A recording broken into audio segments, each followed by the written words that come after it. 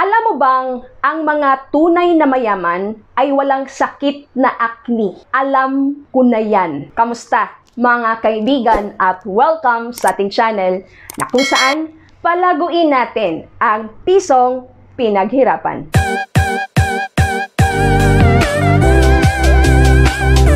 Nagtataka ka ba kung bakit lalong yumayaman ang mga mayayaman? Aba, ito yung mga dahilan kaya pag-usapan natin sa video na ito, now na!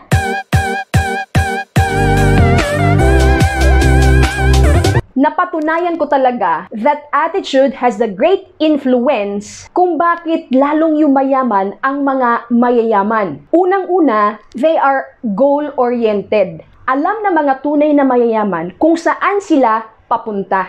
Alam nila yung goals nila sa buhay eh. Malinaw for them kung ano yung nais nilang marating. Bago sila dumiskarte, bago sila maghanap ng mga paraan, alam muna nila kung saan sila papunta. Hindi yung parang, gusto kong yumaman, gusto kong ganito, tapos bara-bara na lang yung mga discarding ginagawa. So they have a goal na talaga namang focus sila, malinaw para sa kanila kung ano yung pupuntahan nila.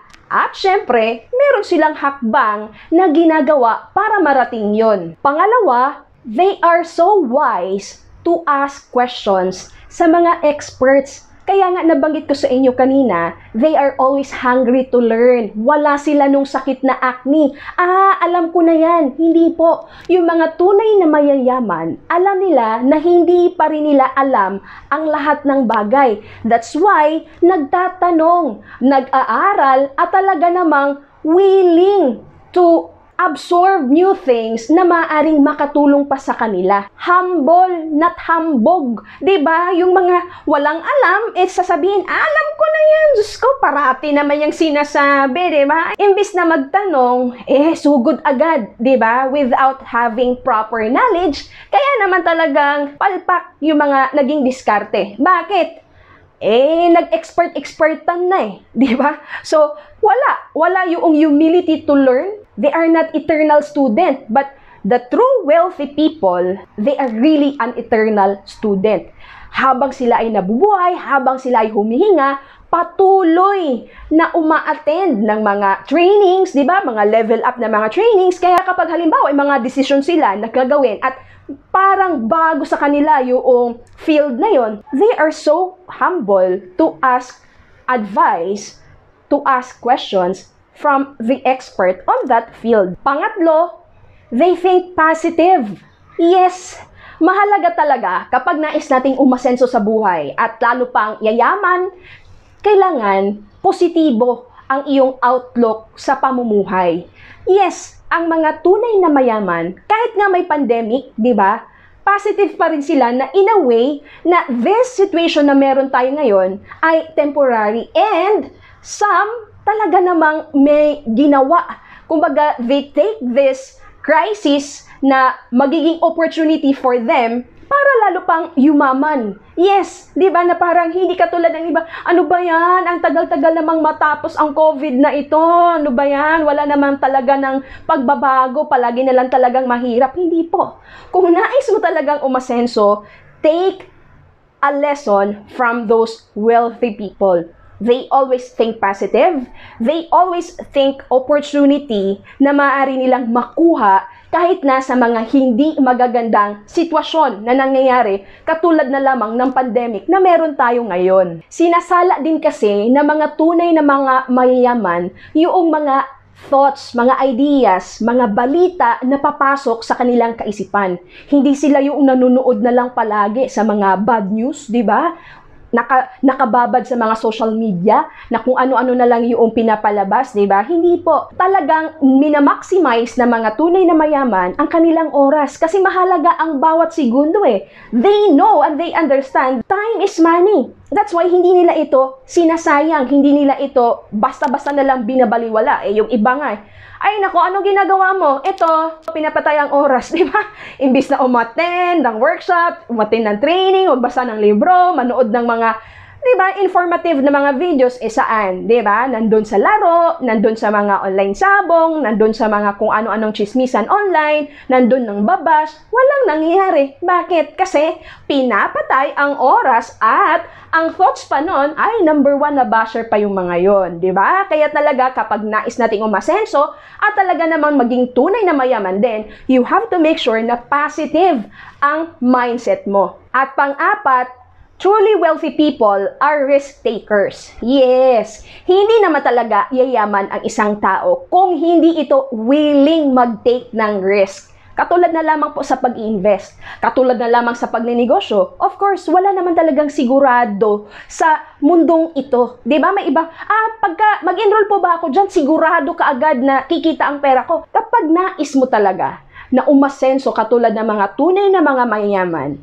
you have to take that risk of learning and understanding and do it immediately. Marami kasi mga opportunities talaga every single day. Marami mga opportunities eh. Ngayon, ang mga tunay na mayayaman, they take risk to grab whatever opportunity na nandun at sa tingin nila ay parang bagay ito sa akin. I want to take a risk to have that opportunity na maaari ko ding ma-maximize, di ba? Na makasama yan sa aking investments, di ba? So, ibig sabihin, hindi sila yung parang puro duda, di ba? Na parang, nako, mawawala na yung pera ko dyan, di ba? Nako, malulugi din yan, magsasara din yan. Hindi po.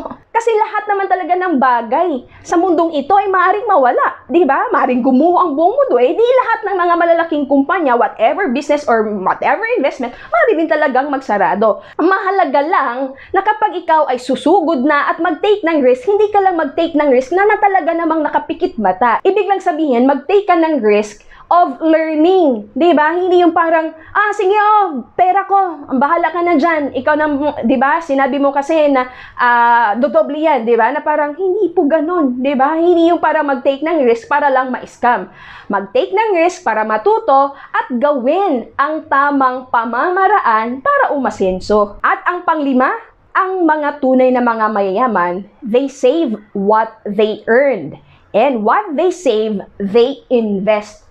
Yes, hindi po porket mayaman na sila, talaga namang bulagsak na rin sa pera. Naku, mas magaling mag-manage ng finances nila ang mga tunay na mayayaman. They started with the pay yourself first. When they earn the money, maaari silang magbigay sa mga charity at ipon agad, invest agad, at syempre yung the rest, gastos ng kanilang needs and wants. So, magaling silang mag-ipon, magpalago ng pera dahil hindi lang sila nagtatrabaho para kumita ng pera, talaga namang pera na ang nagtatrabaho for them. Why? Kasi tinatanim nila yung pera at pinapahalaga nila yung oras at nag-iipon kaagad sila at ang naipon ini-invest. At ito ay kinakalat, paper asset, mutual fund, Kaiser saving program, stock market, real estate, building, land, kung ano-ano pang mga investment, kinakalat. Bakit? Kasi they know na meron lang limitation yung energy nila to work. That's why, habang meron silang kinikita, pinapakita na nila yung pera nila by investing to different financial securities. I hope you find this video informative. If you do, kindly share this video to your families and friends para sila din mahawa, magkaroon ng idea kung paano magiging mayaman. At kung nais mo pang matuto ng proper way of investing or ng financial education, maaari kitang turuan o maten ka lang sa ating free live webinar every day, 8:30 PM, Philippine time po yan. Mag-message ka lang sa ating Facebook Messenger para mabigyan kita ng detalye. Or maaari mo kaagad na mapanood, mapag-aralan at maintindihan ang buong recorded webinar na ang link ay nasa description box below. And of course, don't forget to grab a free copy of this book at my website at www.gesaal.net. At syempre, huwag mo rin kalimutang mag-subscribe, share, and like this video. Patunugin mo na rin ang bell para ma-notify ka sa mga bagong video lessons na ina-upload natin dito sa ating channel. And by the way guys, marami na tayong mga video lessons na in-upload dito sa ating channel na maaari mong balikan, mapag-aralan, maintindihan para madagdagan pa ang inyong kaalaman. Huwag na tayong mainggit sa mga tunay na mayayaman. Instead, magtanong, magpa-mentor at gawin na yung mga ginagawa nila. Dahil bawat isa sa atin ay pantay-pantay ang chance para umalwan ang buhay. Ako po muli, si G. Isaal, na palaging magpapaalala sa inyo to live, love, invest. God bless everyone and always remember, God loves you.